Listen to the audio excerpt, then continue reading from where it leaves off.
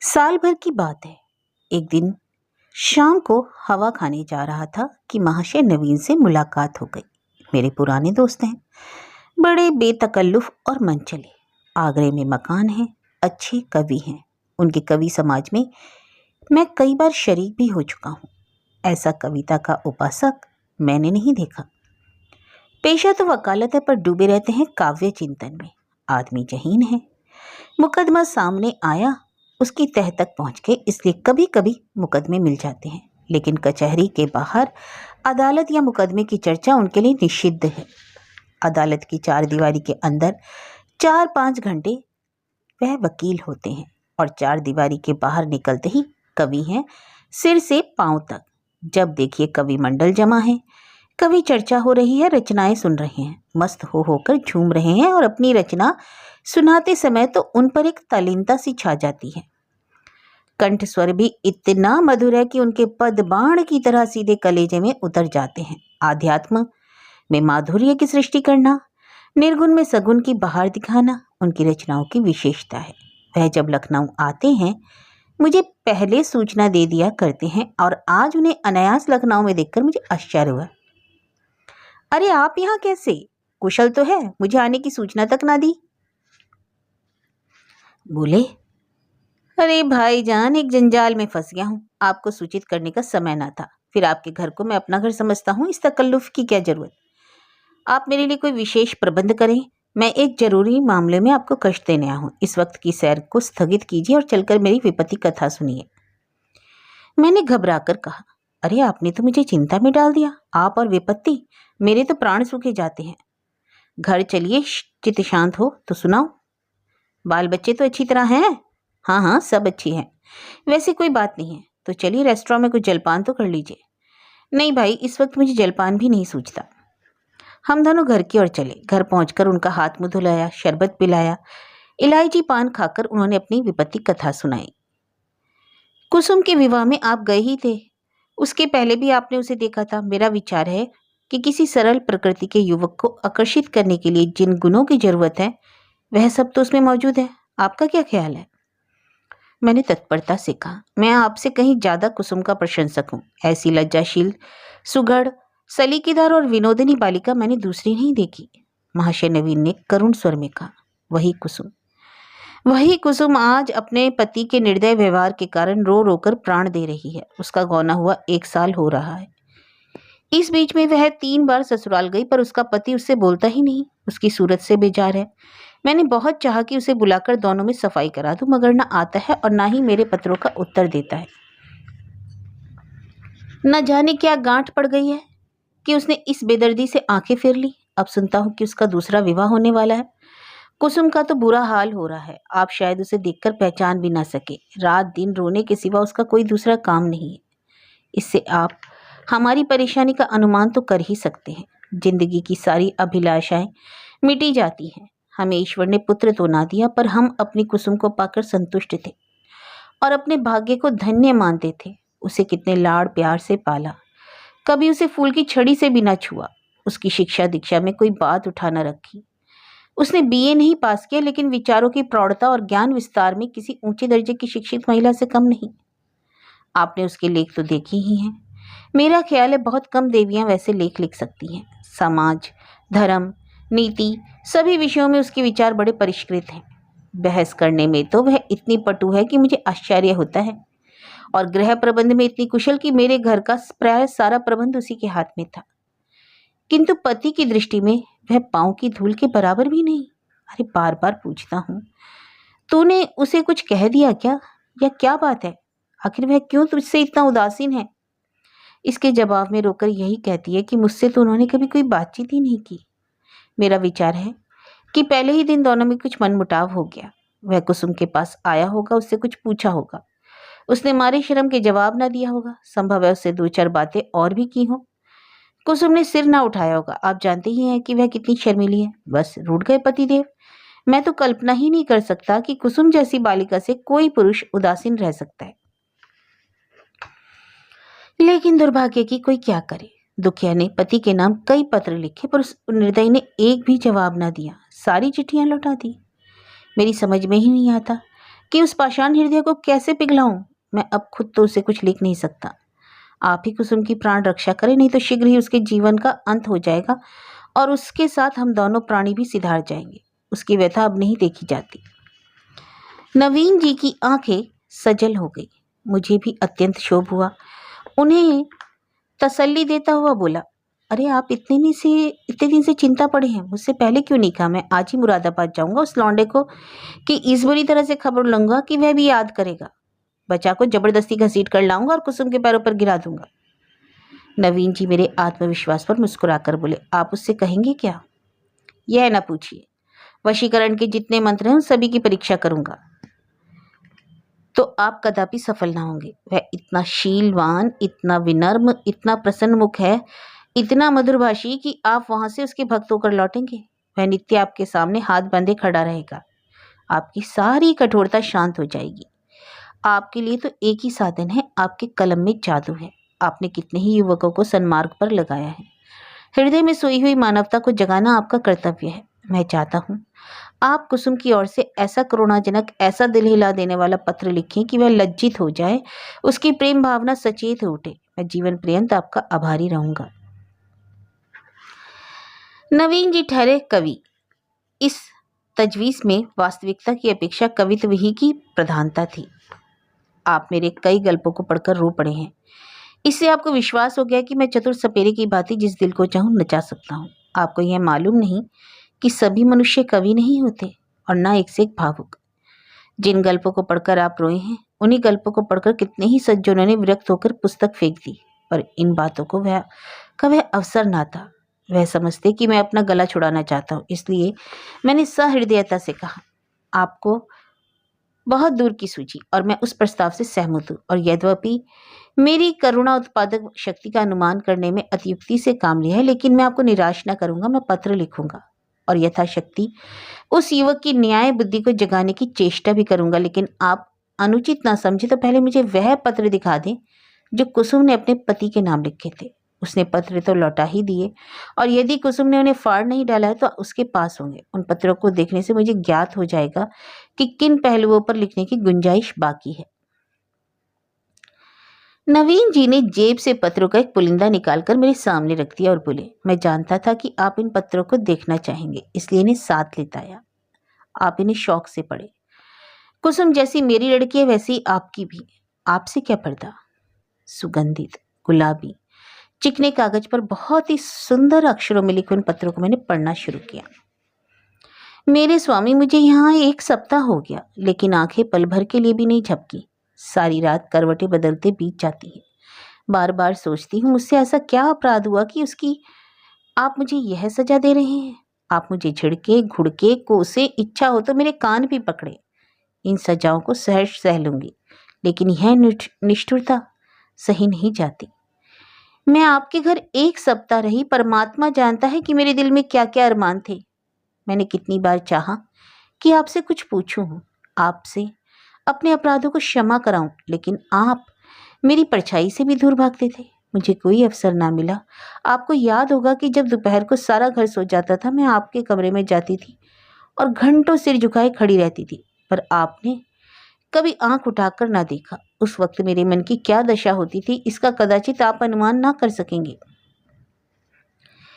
मेरी जैसी अभागिनी स्त्रियां इसका कुछ अंदाज कर सकती हैं। मैंने अपनी सहेली से उनकी सुहागरात की कथाएं सुन सुनकर अपनी कल्पनाओं में सुखों का जो स्वर्ग बनाया था, उसे आपने कितनी निर्दयता से नष्ट कर दिया। मैं आपसे पूछती हूँ, क्या आपके ऊपर मेरा कोई अधिकार नहीं? अदालत भी किसी अपराधी को दंड देती है तो उस पर कोई ना कोई अभियोग लगाती है, गवाहियां लेती है, उनका बयान सुनती है। आपने तो पूछा ही नहीं। मुझे अपनी खता मालूम हो जाती तो आगे के लिए सचेत हो जाती, आपके चरणों पर गिरकर कहती, मुझे क्षमा दान दो। मैं शपथ पूर्वक कहती हूँ, मुझे कुछ नहीं मालूम आप क्यों रुष्ट हो गए हैं। संभव है आपने अपनी पत्नी में जिन गुणों को देखने की कामना की हो वे मुझ में ना हो, बेशक। और बेशक मैं अंग्रेजी नहीं पढ़ी, अंग्रेजी समाज की रीति नीति से परिचित नहीं, ना अंग्रेजी खेली खेलना जानती हूँ। और भी कितनी ही त्रुटियां मुझ में होंगी। मैं जानती हूँ कि मैं आपके योग्य न थी। आपको मुझसे कहीं अधिक रूपवती, गुणवती, बुद्धिमती स्त्री मिलनी चाहिए थी, लेकिन मेरे देवता दंड अपराधों का मिलना चाहिए, त्रुटियों का नहीं। फिर मैं तो आपके इशारे पर चलने को तैयार हूँ, आप मेरी दिलजोई करें। फिर देखिए मैं अपनी त्रुटियों को कितनी जल्दी पूरा कर लेती हूँ। आपका प्रेम कटाक्ष मेरे रूप को प्रदीप्त, मेरी बुद्धि को तीव्र और मेरे भाग्य को बलवान कर देगा। वह विभूति पाकर मेरी काया कल्प हो जाएगी। स्वामी, क्या आपने सोचा है आप यह क्रोध किस पर कर रहे हैं? वह अबला जो आपके चरणों पर पड़ी हुई है, आपसे क्षमादान मांग रही है, जो जन्म जन्मांतर के लिए आपकी चेरी है, क्या इस क्रोध को सहन कर सकती है? मेरा दिल बहुत कमजोर है। मुझे रुलाकर आपको पश्चाताप के सिवा और क्या हाथ आएगा? इस क्रोधाग्नि की एक चिंगारी मुझे भस्म कर देने के लिए काफी है। अगर आपको वह इच्छा है कि मैं मर जाऊं तो मैं मरने के लिए तैयार हूं।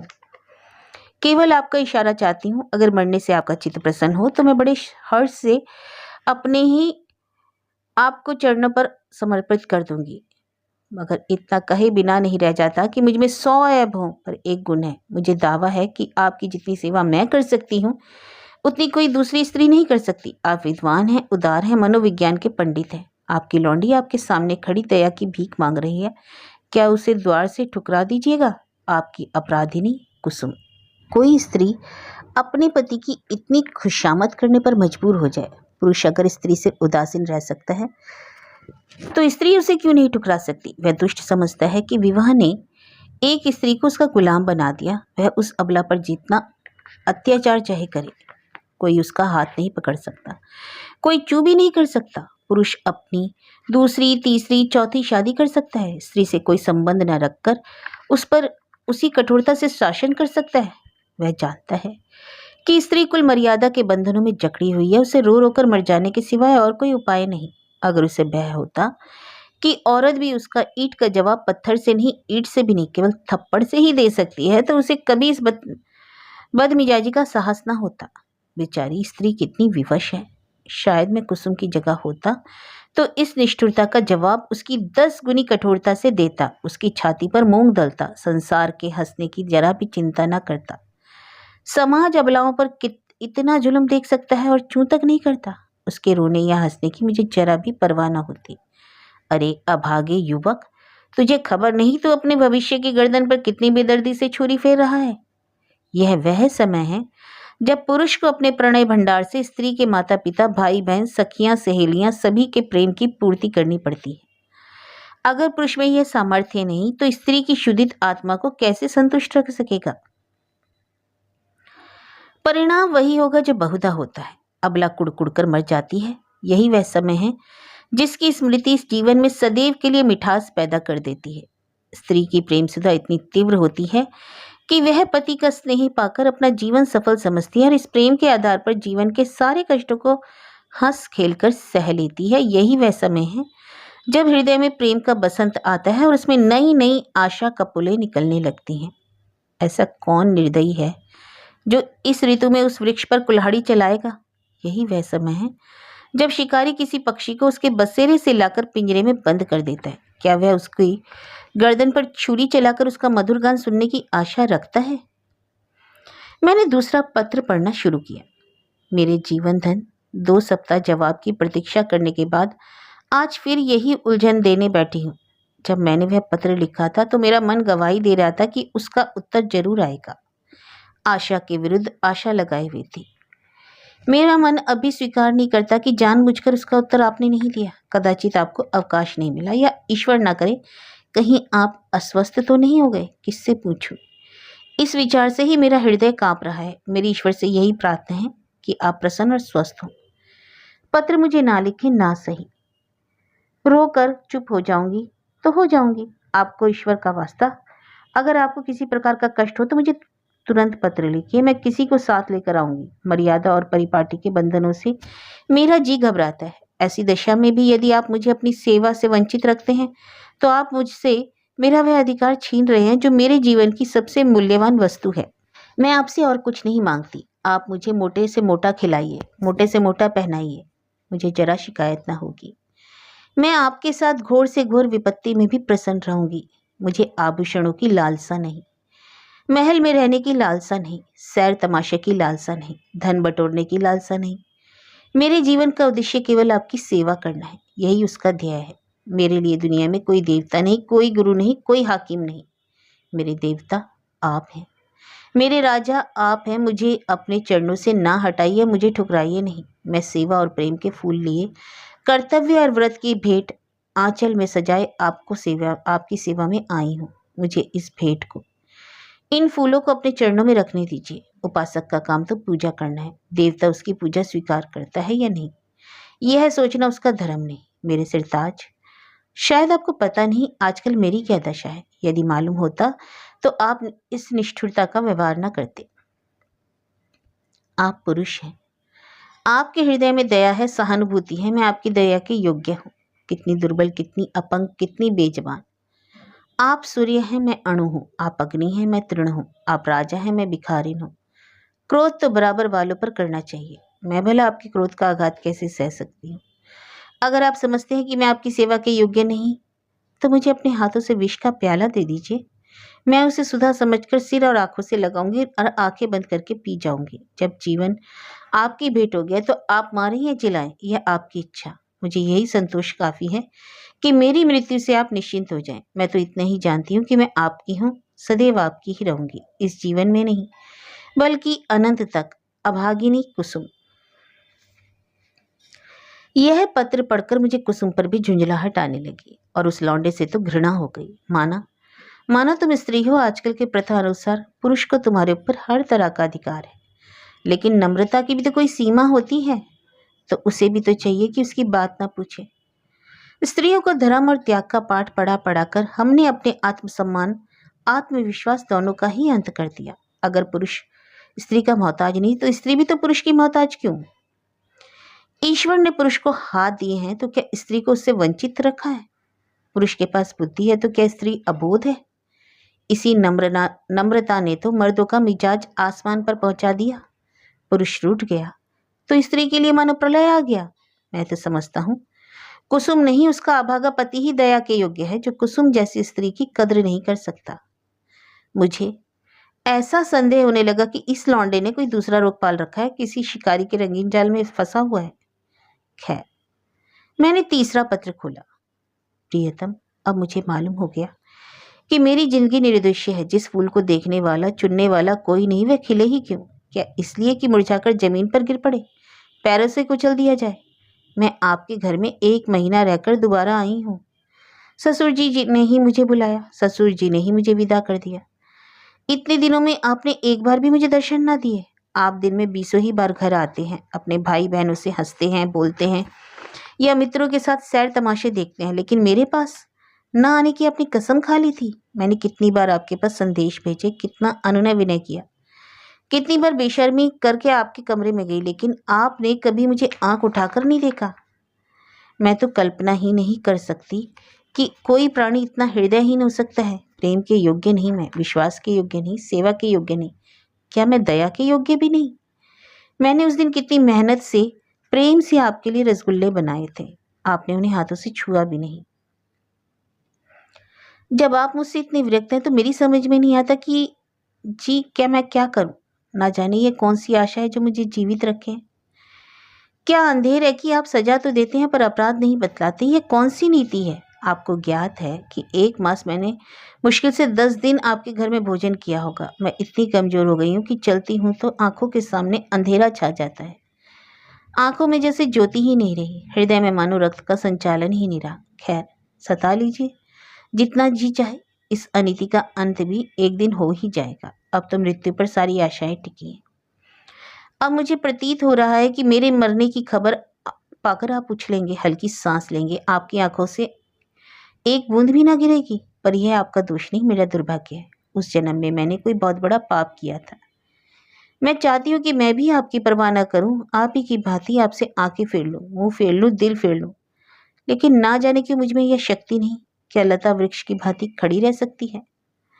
वृक्ष के लिए किसी सहारे की जरूरत नहीं, पर लता में वह शक्ति कहाँ से आए? वह तो वृक्ष से लिपटने के लिए पैदा हो गई। उसे वृक्ष से अलग कर दो तो सूख जाएगी। मैं आपसे पृथक अपने अस्तित्व की कल्पना भी नहीं कर सकती। मेरे जीवन की हर एक गति, प्रत्येक विचार, प्रत्येक कामना में आप मौजूद होते हैं। मेरा जीवन यह वृत्त है जिसके केंद्र आप हैं। मैं वह हार हूँ जिसके प्रत्येक फूल में आप धागे की भांति घुसे हुए हैं। उस धागे के बगैर हार के फूल बिखर जाएंगे और धूल में मिल जाएंगे। मेरी एक सहेली है शन्नु, उसका इस साल पाणी ग्रहण हो गया है। उसका पति जब ससुराल आता है तो शन्नु के पांव जमीन पर नहीं पड़ते। दिन भर में ना जाने कितने रूप बदलती है। मुख कमल खिल जाता है, उल्लास नहीं संभलता। उसे बिखेरती लुटाती चलती है, हम जैसे अभागों के लिए। अब जाकर मेरे गले से लिपट जाते हैं तो हर्ष उन्माद की वर्षा से लथपथ। मगर अपनी दरिद्रता में वे दोनों मग्न हैं। इस अखंड प्रेम का एक क्षण, उसकी तुलना में सारे संसार की कौन सी वस्तु रखी जा सकती है। मैं जानती हूँ ये रंगरेलियां और बेफिक्रियां बहुत दिन ना रहेंगी। जीवन की चिंताएं और दुराशाएं उन्हें भी परास्त कर देंगी, लेकिन ये मधुर स्मृतियां संचित धन की भांति अंत तक उन्हें सहारा तो देती रहेंगी। प्रेम में भीगी हुई सूखी रोटियां, प्रेम में लगे हुए मोटे कपड़े और प्रेम के प्रकाश से आलोकित छोटी सी कोठरी, अपनी इस विपन्नता में भी वह स्वाद और शोभा में और विश्राम रखती है जो शायद देवताओं के स्वर्ग को भी नसीब नहीं। आप शन्नो का पति जब अपने घर चला जाता है तो वह दुखिया किस तरह फूट फूट कर रोती है, मेरा हृदय गदगद हो जाता है। उसके पत्र आ जाते हैं तो मानो उसे कोई विभूति मिल जाती है। उसके रोने में भी, उसकी विफलताओं में भी, उसके उपलाम्बों में भी एक स्वाद है, एक रस है। उसके आंसू व्यग्रता और विहलता के हैं, मेरे आंसू निराशा और दुख के हैं। उसकी व्याकुलता में प्रतीक्षा और उल्लास है, और मेरी व्याकुलता में दैन्य और परावशता। उसके उपालंब में अधिकार और ममता है, मेरे उपालंब में भगनता और रुद्रन। पत्र हल्का लंबा हुआ जाता है, दिल का बोझ हल्का नहीं होता। भयंकर गर्मी पड़ रही है। दादा मुझे मंसूरी ले जाने का विचार कर रहे हैं। मेरी दुर्बलता से उन्हें टीवी का संदेह हो रहा है। वह यह नहीं जानते कि मेरे लिए मंसूरी नहीं, स्वर्ग भी काल कोठरी है। अभागिनी कुसुम। मेरे पत्थर के देवता कल मंसूरी से लौट आई। लोग कहते हैं बड़ा स्वास्थ्यवर्धक और रमणीक स्थान होगा। मैं तो एक दिन भी कमरे से नहीं निकली। भग्न हृदयों के लिए संसार सूना है। मैंने रात एक बड़े मजे का सपना देखा। बतलाऊं पर क्या फायदा, ना जाने क्यों मैं अब भी मौत से डरती हूँ। आशा का कच्चा सा सूत मुझे अब भी जीवन से बांधे हुए। जीवन उद्यान के द्वार पर जाकर बिना सैर किए लौट आना कितना हसरतनाक है। अंदर क्या सुषमा है, क्या आनंद है। मेरे लिए वह द्वार ही बंद है। कितनी अभिलाषाओं से विहार का आनंद उठाने चली थी, कितनी तैयारियों से, पर पहुंचते ही द्वार बंद हो गया। अच्छा बतलाओ, मैं मर जाऊंगी तो मेरी लाश पर आंसू की 2 बूंद गिराओगे? जिसकी जिंदगी भर की जिम्मेदारी ली थी, जिसकी सदैव के लिए बांह पकड़ी थी, क्या उसके साथ इतनी भी उदारता न करोगे? मरने वाले के अपराध सभी क्षमा योग्य कर दिए जाते हैं। तुम भी क्षमा कर देना। आकर मेरे शव को अपने हाथों से नहलाना, अपने हाथों से सुहाग के सिंदूर लगाना, अपने हाथ से सुहाग की चूड़ियां पहनाना, मुंह में गंगा जल डालना, 2-4 पग कंधा भी दे देना। बस मेरी आत्मा संतुष्ट हो जाएगी, तुम्हें आशीर्वाद देगी। मैं वचन देती हूँ कि मालिक के दरबार में तुम्हारा यश गाऊंगी। क्या यह भी महंगा सौदा है? इतने से शिष्टाचार से तुम अपनी सारी जिम्मेदारियों से मुक्त हुए जाते हो। आह, मुझे विश्वास होता कि तुम इतना शिष्टाचार करोगे तो मैं कितनी खुशी से मौत का स्वागत करती। लेकिन मैं तुम्हारे साथ अन्याय ना करूंगी। तुम कितने ही निष्ठुर हो, इतने निर्दय नहीं हो सकते। मैं जानती हूँ तुम यह समाचार पाते ही आओगे और शायद एक क्षण के लिए मेरी शोक मृत्यु पर तुम्हारी आंखें रो पड़े। कहीं से अपने जीवन में वह शुभ अवसर देख सकती। अच्छा, क्या मैं एक प्रश्न पूछ सकती हूँ? नाराज ना होना। क्या मेरी जगह किसी और सौभाग्यवती ने ली है? अगर ऐसा है तो बधाई। जरा उसका चित्र मेरे पास भेज देना, मैं उसकी पूजा करूंगी, उसके चरणों पर शीश नवाऊंगी। मैं जिस देवता को प्रसन्न न कर सकी, उसी देवता से उसने वरदान प्राप्त कर लिया। ऐसी सौभागिनी के तो चरण धो धो के पीने चाहिए। मेरी हार्दिक इच्छा है कि तुम उसके साथ सुखी रहो। यदि मैं उस देवी की कुछ सेवा कर सकती, अप्रोक्ष ना सही परोक्ष रूप से मैं तुम्हारे कुछ काम आ सकती। अब मुझे केवल उसका शुभ नाम और स्थान बता दो। मैं सिर के बल दौड़ी हुई उसके पास जाऊंगी और कहूंगी, देवी तुम्हारी लौंडी हूँ इसलिए कि तुम मेरे स्वामी की प्रेमिका हो। मुझे अपने चरणों में शरण दो। मैं तुम्हारे लिए फूलों की सेज बिछाऊंगी, तुम्हारी मांग मोतियों से भरूंगी, तुम्हारी एड़ियों में महावर रचाऊंगी। यह मेरी जीवन की साधना होगी। यह मत समझना कि मैं जलूंगी कुड़ूंगी। जलन तब तक होती है जब कोई मुझसे मेरी वस्तु छीन रहा हो। जिस वस्तु को अपना समझने का मुझे कोई सौभाग्य ना हुआ, उसके लिए मुझे जलन क्यों हो? अभी कुछ लिखना था, लेकिन डॉक्टर साहब आ गए। बेचारा हृदय घाव को टीवी समझ रहा है। दुख की सताई कुसुम। इन दोनों पत्रों ने धैर्य का प्याला भर दिया। मैं बहुत ही आवेशीन आदमी हूँ, भावुकता मुझे छू नहीं कर सकती। अधिकांश कलाविदों की भांति मैं भी शब्द से आंदोलित नहीं होता। क्या वस्तु दिल से निकलती है? क्या वस्तु केवल मर्म को स्पर्श करने के लिए लिखी गई है? यह भेद बहुधा मेरे साहित्यिक आनंद में बाधक हो जाता है, लेकिन इन पत्रों ने मुझे आपे से बाहर कर दिया। मेरी आंखें भर आई। यह भावना कितनी वेदनापूर्ण थी कि वही बालिका जिस पर माता पिता प्राण छिड़कते रहते थे, विवाह होते ही इतनी विपदाग्रस्त हो जाए। विवाह क्या हुआ, मानो उसकी चिता बनी, या उसकी मौत का कारण? परवाना लिखा गया, इसमें संदेह नहीं कि ऐसी वैवाहिक दुर्घटनाएं कम होती हैं, लेकिन समाज की वर्तमान दशा उनकी संभावना बनी रहती है। जब तक स्त्री पुरुष के अधिकार समान ना होंगे, ऐसे आघात नित्य होंगे। यह प्रेम नहीं। खैर, मैंने 5वां पत्र खोला और जैसा मुझे विश्वास था, आपने मेरे पिछले पत्र का भी उत्तर ना दिया। इसका खुला हुआ अर्थ है कि आपने मुझे परित्याग करने का संकल्प कर लिया। जैसी आपकी इच्छा। पुरुष के लिए स्त्री पांव की जूती है, पर स्त्री के लिए तो पुरुष देवतुल्य है, बल्कि देवता से भी बढ़कर। विवेक का उदय होते ही वह पति की कल्पना करने लगती है। मैंने भी वही किया। जिस समय मैं गुड़िया से खेलती थी, उसी समय आपने गुड्डे के रूप में मेरे मनोदेश में प्रवेश किया। मैंने आपके चरणों को पखारा, माला, फूल और नैवेद्य से उसका सत्कार किया। कुछ दिनों के बाद कहानियां सुनने पढ़ने की चाट पड़ी। तब आप कथाओं के नायक के रूप में मेरे घर आए। मैंने आपका हृदय में स्थान दिया। बाल्यकाल ही से आप किसी न किसी रूप में मेरे जीवन में घुसे हुए थे। वे भावनाएं मेरे अंतस्थल की गहराइयों तक पहुंच गई। मेरे अस्तित्व का एक एक अणु उन भावनाओं से गुथा हुआ है। उन्हें दिल से निकाल डालना सहज नहीं। उसके साथ मेरे जीवन के परमाणु भी बिखर जाएंगे। लेकिन आपकी यही इच्छा है तो यही सही। मैं आपकी सेवा से सब कुछ करने को तैयार हूं। अभाव विपन्नता का तो कहना ही क्या। मैंने लज्जा और संकोच का परित्याग किया, आत्मसम्मान को पैरों से कुचला, लेकिन आप मुझे स्वीकार ही नहीं करना चाहते। मजबूर हूं, आपका कोई दोष नहीं। अवश्य मुझसे ही कोई ऐसी बात हो गई है जिसने आपको इतना कठोर बना दिया। आप उसे जबान पर लाना भी उचित नहीं समझते। मैं इस निष्ठुरता के सिवा और हर एक सजा झेलने को तैयार थी। आपके हाथ से जहर का प्याला लेकर पी जाने में मुझे विलंब ना होगा, किंतु विधि की गति निराली। मुझे पहले इस सत्य को स्वीकार करने में बाधा थी कि स्त्री पुरुष की दासी है। मैं उसे पुरुष की सहचरी अर्धांगिनी समझती थी, पर अब मेरी एक आंख खुल गई।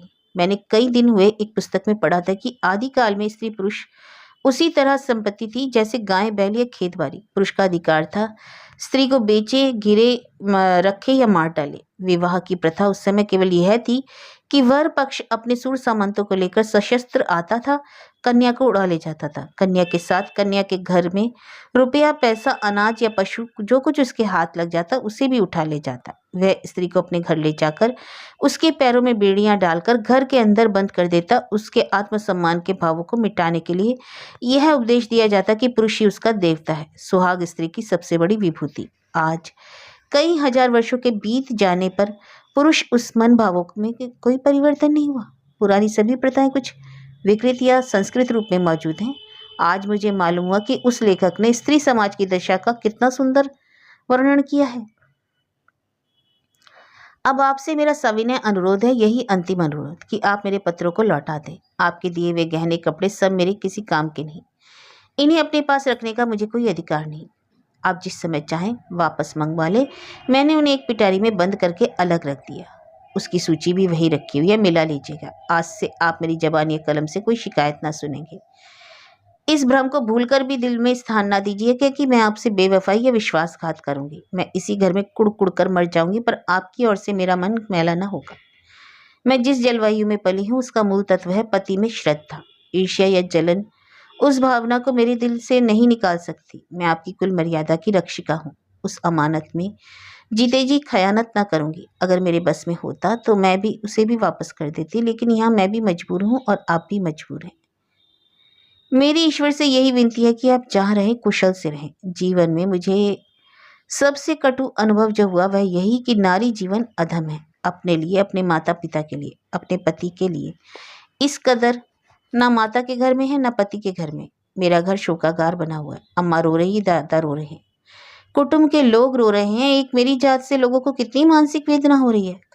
कदाचित सोचते होंगे यह कन्या कुल में ना आती तो अच्छा होता, मगर सारी दुनिया एक तरफ हो जाए, आपके ऊपर विजय नहीं पा सकती। आप मेरे प्रभु हैं, आपका फैसला अटल है, उसकी कहीं अपील नहीं, कहीं फरियाद नहीं। खैर, आज से यह कांड समाप्त हुआ। अब मैं हूं और मेरा दलित भग्न हृदय। हसरत यह है कि आपकी कुछ सेवा न कर सकी, अभागिनी कुसुम। मालूम नहीं मैं कितनी देर तक मूक वेदना की दशा में बैठा रहा कि महाशय नवीन बोले, आपने इन पत्रों को पढ़कर क्या निश्चय किया? मैंने रोते हुए हृदय से किया, अगर इन पत्रों से उस नर पिशाच के दिल पर कोई असर न किया तो मेरा पत्र भला क्या असर करेगा? इससे अधिक करुणा और वेदना मेरी शक्ति के बाहर है। ऐसा कौन सा धार्मिक भाव है जिससे इन पत्रों में स्पर्श न किया गया हो? दया, लज्जा, तिरस्कार, न्याय, मेरे विचार से तो कुसुम ने कोई पहलू नहीं छोड़ा। मेरे लिए अब यही अंतिम उपाय है कि मैं उस शैतान के सिर पर सवार हो जाऊं। मैं उसका खून, अपना खून एक कर दूंगा। या तो मुझे फांसी होगी या वहीं काले पानी हो जाएगा। कुसुम ने जिस धैर्य और साहस से काम लिया वह सराहनीय है। आप उसे सांत्वना दीजिएगा। मैं आज रात की गाड़ी से मुरादाबाद जाऊंगा और परसों तक जैसी कुछ परिस्थिति होगी आपको सूचना दूंगा। मुझे तो यह कोई चरित्रहीन या बुद्धिहीन युवक मालूम होता है। मैं उस बहक में जाने क्या क्या बकता रहा। इसके बाद हम दोनों भोजन करके स्टेशन चले। वह आगरा गए, मैं मुरादाबाद का रास्ता लिया। उनके प्राण अब भी सूखे जाते थे कि क्रोध के आवेश में कोई पागलपन न कर बैठूं। मैं बहुत समझाने पर उनका चित्त शांत हुआ। मैं प्रातःकाल मुरादाबाद पहुंचा और जांच शुरू कर दी। इस युवक के चरित्र के विषय में जो संदेह था वह गलत निकला। मोहल्ले में, कॉलेज में, उसके इष्ट मित्रों में सभी उसके प्रशंसक थे। अंधेरा और गहरा होता जान पड़ा। संध्या समय मैं उनके घर जा पहुंचा।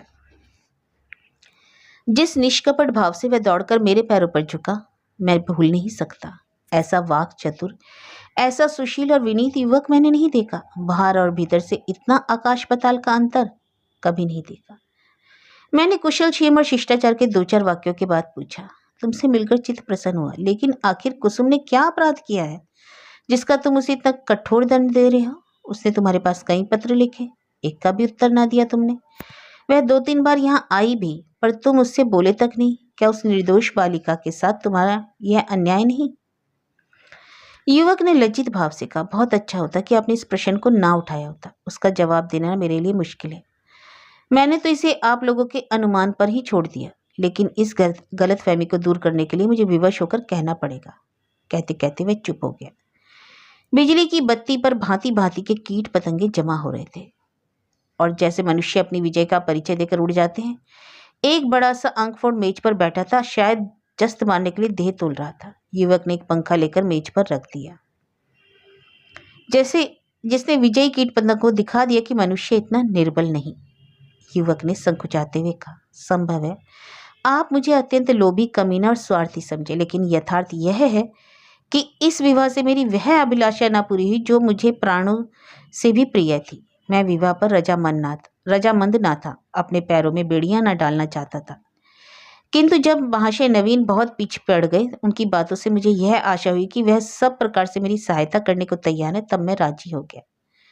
पर विवाह होने के बाद उन्होंने मेरी बात भी ना पूछी, मुझे एक पत्र भी नहीं लिखा कि कब तक वह मुझे विलायत भेजने का प्रबंध कर सकेंगे। हालांकि मैंने अपनी इच्छा उन पर पहले ही प्रकट कर दी थी, पर उन्होंने मुझे निराश करना ही उचित समझा। उनकी इस अकृपा ने मेरे सारे मंसूबे धूल में मिला दिए। मेरे लिए इसके सिवा और क्या रह गया था कि LLB पास कर लूं और कचहरी में जूती फटफटाता फिरूं? मैंने पूछा, तो आखिर तुम नवीन जी से क्या चाहते हो? लेन देन में तो उन्होंने शिकायत का कोई अवसर नहीं दिया। तुम्हें विलायत भेजने का खर्च शायद उनके काबू से बाहर हो। युवक ने सिर झुकाकर कहा, तो उन्हें पहले ही मुझसे कह देना चाहिए था ना, फिर मैं विवाह ही क्यों करता? उन्होंने चाहे कितना भी खर्च कर डाला हो, पर इससे मेरा क्या उपकार हुआ? दोनों तरफ से 10-12 हजार रुपये खाक में मिल गए और उनके साथ साथ मेरी अभिलाषाएं भी खाक में मिल गईं। पिताजी पर तो कई हजार का ऋण हो गया। वह अब मुझे इंग्लैंड नहीं भेज सकते। क्या पूज्य नवीन जी चाहते तो मुझे इंग्लैंड ना भेज देते? उनके लिए 10-5 हजार की कोई हकीकत नहीं। मैं सन्नाटे में आ गया। मेरे मुंह से अनायास निकल गया, छी, वह रे दुनिया और वह रे हिंदू समाज, तेरे यहाँ ऐसे ऐसे स्वार्थ के दास पड़े हैं जो एक अबला का जीवन संकट में डालकर अपने पिता पर ऐसे अत्याचारपूर्ण दबाव डालकर ऊंचा पद प्राप्त करना चाहते हैं। विद्या अर्जन के लिए विदेश जाना बुरा नहीं, ईश्वर सामर्थ्य दे तो शौक से जाओ, किंतु पत्नी का परित्याग करके ससुर पर इसका भार रखना निर्लज्जता की प्रकाष्ठा है। तारीफ की बात तो तब थी कि तुम अपने पुरुषार्थ से जाते, इस तरह किसी की गर्दन पर सवार होकर नहीं, अपना आत्मसम्मान बेचकर नहीं। ऐसे नीच प्रकृति के आदमी से कुछ तर्क करना ही व्यर्थ था। परिस्थिति ने हमारी चुटिया उसके हाथ में रखी थी और हमें उसके चरणों पर सिर झुकाने के सिवाय और कोई उपाय ना था। दूसरी गाड़ी से मैं आगरे जा पहुंचा और नवीन जी को सारा वृतांत कहा। उन बेचारे को क्या मालूम था कि यहां सारी जिम्मेदारी उन्हीं के सर डाल दी जाएगी। यद्यपि इस मंदी ने उनकी वकालत भी ठंडी कर रखी है, पर वह 10-5 हजार का खर्च सुगमता से नहीं उठा सकते। लेकिन इस युवक ने उनसे इसका संकेत भी तो किया होता तो वह अवश्य कोई ना कोई उपाय करते। कुसुम के सिवाय उनका दूसरा कौन बैठा है? उन बेचारों को तो इस बात का ज्ञान ही ना था। अतः मैंने यूं ही उन्हें से यह समाचार कहा तो बोल उठे, छी, इस जरासी बात को इस भले आदमी ने इतना तूल दे दिया। आप आज ही उसे लिख दे कि वह जिस वक्त चाहे पढ़ने जाना चाहे शौक से जा सकता है। मैं उसका सारा भार स्वीकार करता हूँ। साल भर तक निर्दयी ने कुसुम को रुला रुला कर मार डाला। घर में इसकी चर्चा हुई। कुसुम ने भी माँ से सुना। मालूम हुआ 1,000 का चेक उसके पति के नाम भेजा जा रहा है, पर इस तरह जैसे किसी संकट मोचन करने के लिए अनुष्ठान किया जा रहा हो। कुसुम ने भ्रुकुटी सिकोड़कर कहा, अम्मा, दादा से कह दो कहीं रुपए भेजने की जरूरत नहीं। माता ने विस्मित होकर बालिका की ओर देखा। कैसे रुपए? अच्छा, वह क्यों, इसमें क्या हर्ज है? लड़के का मन है विलायत जाकर पड़े तो हम क्यों रोकने लगे? यूं भी सब कुछ उसी का तो है, हमें कौन छाती पर लाद कर ले जाना है? नहीं, आप दादा से कह दीजिए 1 पाई ना भेजे। क्यों, आखिर बुराई क्या है इसमें? इसलिए कि यह उसी की तरह की डाक जनी है जैसे बदमाश लोग किया करते हैं। किसी आदमी को पकड़ कर ले गए और उसके घर वालों से उसके मुक्ति धन के तौर पर अच्छी रकम ऐंठ ली। माता ने तिरस्कार की आंखों से देखा। कैसी बात करती हो बेटी, इतने दिनों के बाद तो जाके देवता सीधे हुए हैं और तुम उन्हें फिर चिढ़ा देती हो। कुसुम ने झल्लाकर कहा, ऐसे देवता का रूठे रहना ही अच्छा। जो आदमी इतना स्वार्थी, इतना दंभी, इतना नीच है, उसके साथ मेरा निर्वाह ना होगा। कहे देती हूँ, वहां रुपए गए तो मैं जहर खा लूंगी। इसे दिल लगी ना समझना। मैं ऐसे आदमी का मुंह भी नहीं देखना चाहती। दादा से कह देना कि अगर तुम्हें डर लगता हो तो मैं खुद कह दूं। मैंने स्वतंत्र रहने का निश्चय कर लिया है। माँ ने देखा, लड़की का मुखमंडल आरक्त हो उठा, मानो इस प्रश्न पर वह कुछ ना कुछ कहना चाहती है, न सुनना। दूसरे दिन नवीन जी ने यह हाल मुझसे कहा तो मैं एक आत्मविस्मृत की दशा में दौड़ा हुआ गया और कुसुम को गले से लगा लिया। मैं नारियों में ऐसा ही आत्मस्वाभिमान देखना चाहता हूँ। कुसुम ने वह कर दिखाया और जो मेरे मन में था और जिसे प्रकट करने का साहस मुझ में ना था। साल भर हो गया, कुसुम ने पति के पास एक पत्र भी नहीं लिखा और ना उसका जिक्र ही कर दिया। नवीन जी ने कई बार जमाई को मना लाने की इच्छा प्रकट की, पर कुसुम उसका नाम भी नहीं सुनना चाहती। उसमें स्वावलंबन की ऐसी दृढ़ता आ गई कि आश्चर्य है। उसके मुख पर निराशा और वेदना के पीलेपन और तेजहीनता की जगह स्वाभिमान और स्वतंत्रता की लाली तेजस्विता भासित हो गई है। तो यह कहानी थी प्रेमचंद्र जी की कुसुम।